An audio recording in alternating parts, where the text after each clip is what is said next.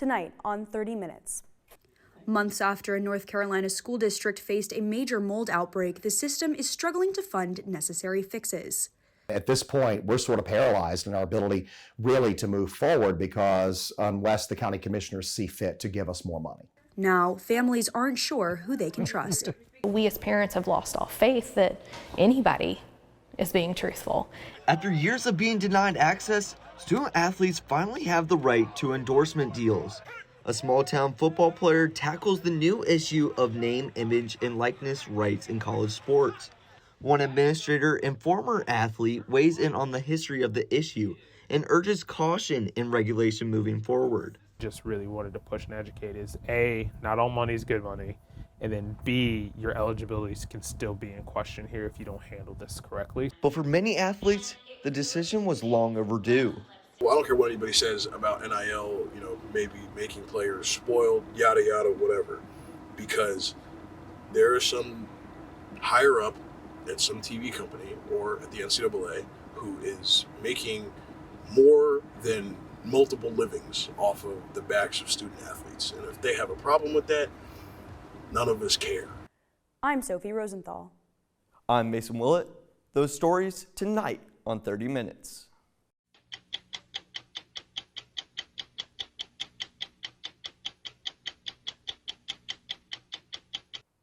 In August, mold was found in 32 of the 36 Alamance-Burlington school system schools, prompting an expensive cleanup and delaying the school year 2 weeks.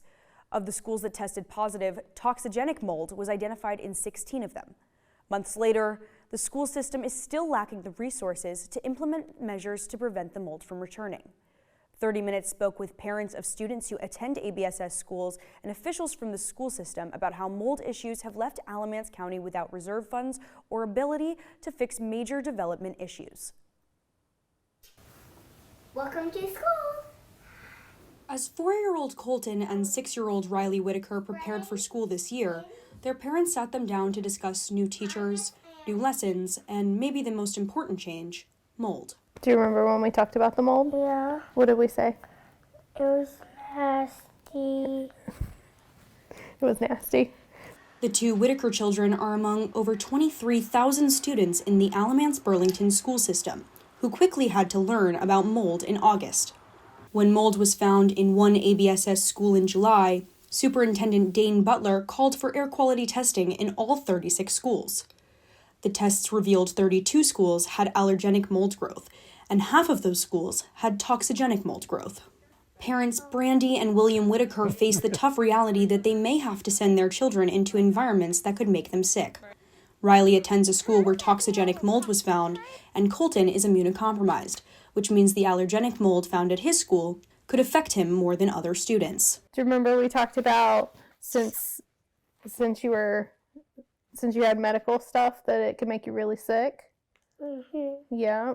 The biggest concern for me was, well, if he's in a situation where he's already immunocompromised and he's going to have to, his lungs are going to have to work overtime, his pulmonary system's going to have to work overtime just because of the medication that he's on, at what cost do we have to weigh out whether it's comfortable for us to put him in that setting or not? With the district scrambling to clean mold from most of its facilities, the first day of school was delayed twice until schools were cleared for students to come back, 2 weeks after the scheduled start date. ABSS spent nearly $21 million on testing, mold remediation, HVAC cleaning, and more, just to be able to open the schools. But the work isn't done, and now funding is scarce. Representatives from the company that cleaned the schools told Alamance County commissioners that the school's conditions are likely to cause future mold growth if problems aren't addressed soon. These issues mainly are with roofing and HVAC systems. ABSS Public Information Officer Les Atkins says a huge part of the problem is that in Alamance County, the school district has no taxing authority and cannot raise any of its own funds. For the initial remediation, county commissioners took money already earmarked for ABSS use from its capital reserves. Basically, what the county commissioners did was they did not give us necessarily any new money. They just said, take all of that funding that you have, which we were gracious for, and they've been very cooperative with us all along the way in these joint meetings that we've had. They said, take that money and use it for mold right now, and then come back to us and we'll figure out a plan afterwards. So that's sort of where we are right now, in that we need $3 million for the reinstatement of our repurposed funds for our PAYGO. And then we have a total request really to the county commissioners for about $9 million to replace some of those funds. County commissioners asked the school district to prepare a plan for preventative measures going forward. In September, Superintendent Butler presented the proposal. It asked for an estimated $45 million per year for the next 5 years to hire new maintenance workers, upgrade HVAC systems, and fix roofing issues across the district. That would be about 18% of the funding for the entire county. At this point, we're sort of paralyzed in our ability really to move forward, because unless the county commissioners see fit to give us more money. Atkins says he believes the mold crisis was ultimately the result of years of Band-Aid solutions that finally built up. I think what we had here was a business problem. This is years and years and years of underfunding for certain projects, and then all of a sudden you realize that there's an explosion. Months later, ABSS's rainy day fund is continuing to dwindle. According to Atkins, ABSS only has $102,000 in savings as of November 30th. In late November, ABSS announced it had reached a critical point with funding. Atkins says the school district has over 3 million square feet of building space across all 36 schools. Whitaker and Atkins both pointed out that the public school buildings are not owned by ABSS. They are technically owned by the county. What we didn't see was the county itself placing funds into the school system. So at what point does the county take responsibility and fund some of these projects? Even Atkins' own office in ABSS Central Services is currently being renovated due to mold growth that was found over the summer. He walked us through the rooms where mold was found. Atkins says the school board is working with the county commissioners to help find solutions to fill in the gaps in funding. One option that's been talked about locally is a quarter-cent sales tax increase, which would generate, upwards of $7 to $9 million for the school district, and perhaps it would be earmarked specifically to us each year, and that is a possibility. So to where it would not be on the burden, it would not be on the backs of the taxpayer, so to speak, but all those people who travel up and down the interstate every day. School board member Seneca Rogers says though he agrees it's on the county commissioners to provide funding for the schools, he also believes it's on the state to provide emergency funding.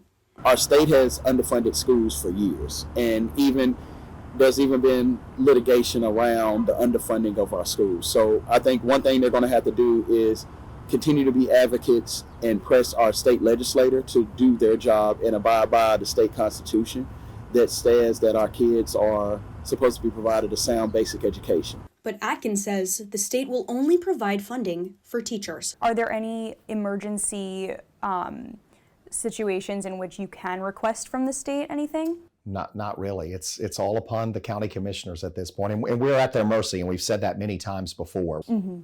Do you see any situation in which the county commissioners would go to the General Assembly or something like that? I mean, that's certainly on them, and they could certainly do that. Wherever the funding comes from, it has to come quick, without fixing the issues that caused the mold in the first place. Experts say it's not a question of if the mold will return, but when. If this isn't addressed, do you see potentially a cycle of spending on this remediation and then going forward and then remediating again and then going forward and causing this kind of ripple effect? Let's hope we're not there again. But while ABSS struggles to scrounge up the money, the district now faces another issue. Students and parents have lost trust in the system. As the mold was being discovered, Atkins says the district tried its best to communicate what was going on with parents and the media. We communicated every step of the way, the good, like our superintendent says, the good, the bad, the ugly, right? And we wanted to communicate that with our families and to continue to build trust with them, because obviously this is a concern that we all have. But ABSS parent Patrick Schwartz says the communication didn't answer the burning questions parents were asking. As you see the list growing of schools with mold, I don't know how you can't start talking about the possibility of a delay and other plans, there just really wasn't information provided out to everybody, and I think that's really what frustrated most parents. I think anytime you have any kind of crisis, people want all the information up front right now, and we didn't have all the information. Despite ABSS's efforts, Whitaker says she's unsure whether she can trust the school system going forward. We as parents have lost all faith that anybody is being truthful, and it's this, I don't know, a really uneasy feeling moving forward as, okay, what happens if it comes back? Are they going to tell us? Whitaker says one thing that would help parents and students trust the district is continued air quality testing to ensure the mold isn't returning. But Atkins says it's not that simple. Some of the parents that we've spoken to have said, what if the mold comes back? How will they know? Is there testing happening now that the remediation has ended? Well, obviously, now that we're into the winter months, mold is not quite an issue because we have the heat going in the schools. Sure. But we have purchased dehumidifiers that are in all of our schools. We decided to purchase those so that we could put those in the areas that we know where we had issues. And yes, we plan to go back and look at those facilities once we get into spring. Mm-hmm, sure. And so do you think that that could be, at least until the preventative measures are able to be funded, a regular testing? I'm not quite sure about that at this point. That's one of the things that we presented to the county commissioners, because obviously that would require money, and that's what we need at this point. The past couple of years have been unstable for current students because of the COVID-19 pandemic. Rogers says some students have expressed concerns and frustrations that the mold crisis has added to that instability. They feel like school is rushed. It's like everything is in a catch-up. And they, even at times they say like they can feel overwhelmed, but they don't even know if they have a moment to even feel overwhelmed because they got to get to the next thing. Whitaker says that the instability is a big factor, even for younger children like Colton. We've waited years to put him in a setting where he can thrive in a really structured system. And we had to wait because schools didn't open on time. You know, you have the emotional balance with kids, especially 4-year-olds, because they don't wait a lot of times. Parents and community members say they are looking for the school system to take responsibility for letting mold build up over time. A big thing also is to just let the parents know, let the kids know that you're sorry about what happened and how it went on and the delays that it caused and the issues that it might have caused for the beginning of the school year, but also reiterating to them that going forward, we're making sure we're doing everything possible to not see this happen again. Most importantly, they're looking for the district to make the upgrades the schools need. Without addressing those, it's just going to continue to spread, and it's all going to come back, and we're going to do this again next year.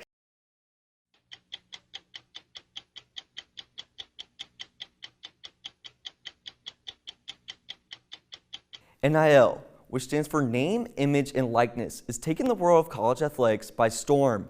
NIL allows athletes to profit from endorsement deals associated with their personal brands, similar to social media influencers. The benefits range from pennies to million-dollar deals based on what an athlete brings to the table.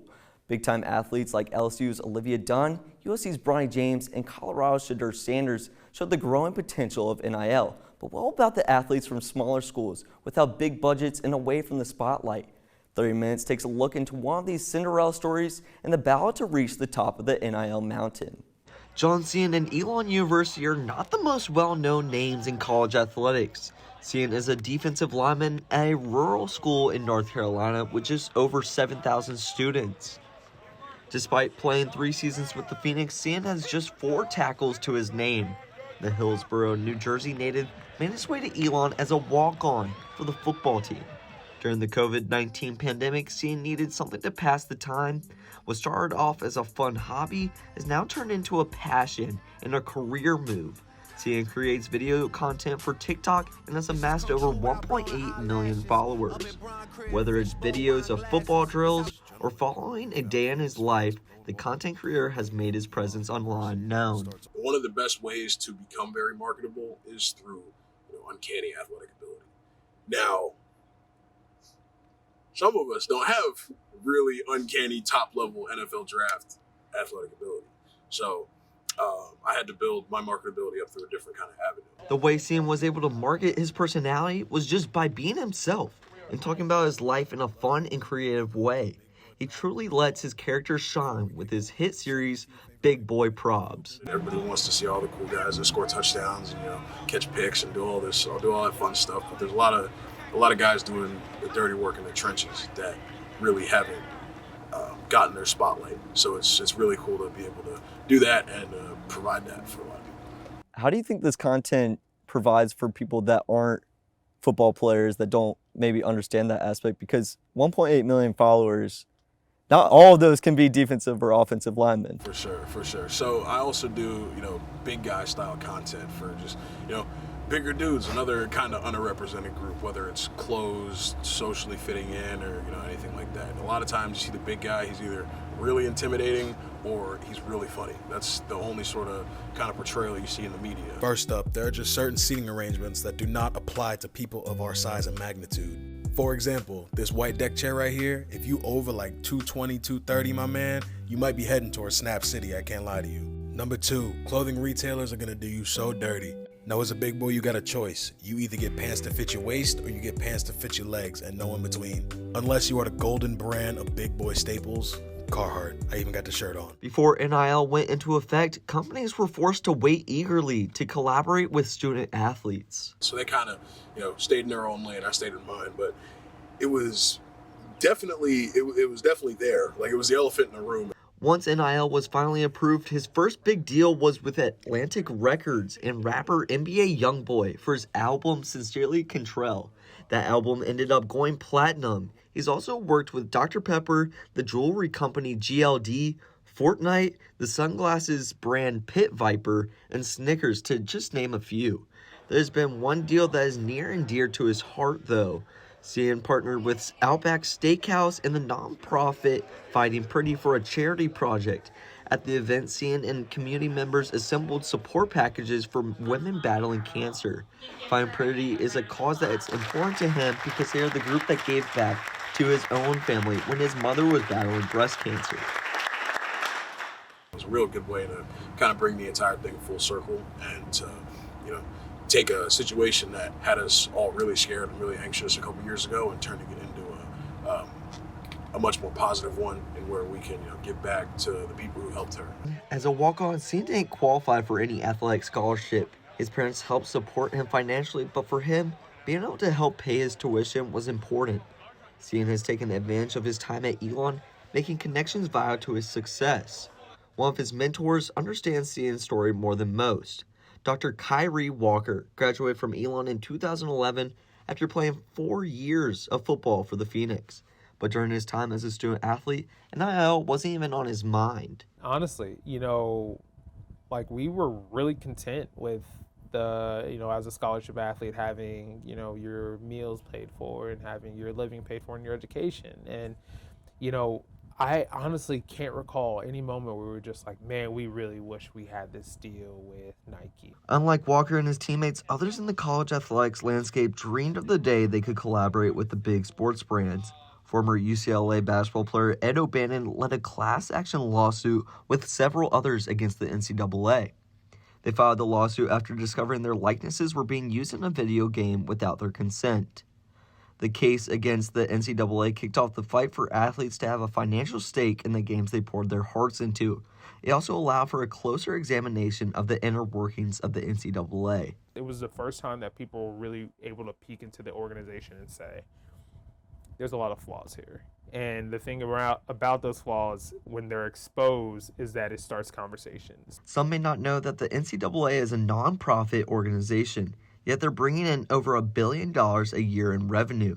Cian thinks this justifies any concerns about the player profits. Well, I don't care what anybody says about NIL, maybe making players spoiled, yada, yada, whatever, because there is some higher up at some TV company or at the NCAA who is making more than multiple livings off of the backs of student athletes. And if they have a problem with that, none of us care. Walker and some of his colleagues have seen the pitfalls of NIL and have urged students to understand the fine print before signing their contracts. Just really wanted to push and educate is A, not all money is good money, And then B, your eligibilities can still be in question here if you don't handle this correctly. Walker says more legislation is needed. He also says smaller schools in particular need an NIL point person to help students navigate the playing field of business deals.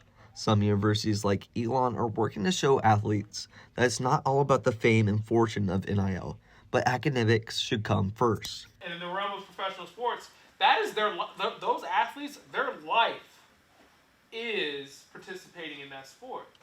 However, at this point, if you're talking about college, it shouldn't be that. I do hope a lot of these student athletes understand the one thing no one can ever take away from you is your academics and your degree, because at some point the game's going to stop and you have to have something to fall back on. So all of the money and the glitz and the glamour they're throwing at you now, that's not going to be promised at the end of the day. And this practicality that Walker preaches seems to be the centerpiece of Seaton's success.